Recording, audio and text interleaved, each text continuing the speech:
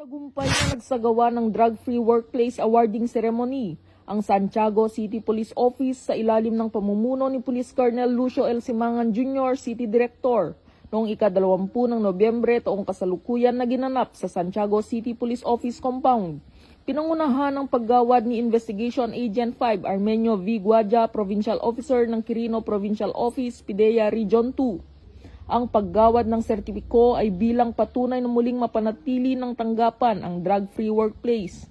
Dagdag nito, ito din ay bilang pagkilala sa patuloy na pagsunod ng Santiago City Police Office sa mga pamantayan ng Philippine Drug Enforcement Agency upang mapanatili ang isang disiplinado at drug-free na lugar ng trabaho. Nagkaroon din ng paglagda sa Pledge of Commitment of Drug-Free Workplace upang patunay sa kanilang patuloy na pagsunod sa mga pamantayan ng ahensya. Samantala, nasaksihan ng mga senior high school students ng Santiago City National High School na sa kasalukuyang magsasagawa ng kanilang work immersion program sa naturang police station ang programa.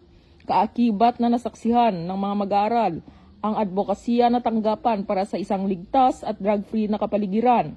Patuloy na isinusulong ng Senior Chief Petty Officer ang kaligtasan, disiplina at integridad ng serbisyo bilang bahagi ng pangako nito sa maayos at tapat na paglilingkod sa publiko. Mula dito sa Lambak ng Cagayan, ako ang inyong PNN correspondent, Patrolwoman Ledesma, alagad ng batas, taga-taguyod ng Balitang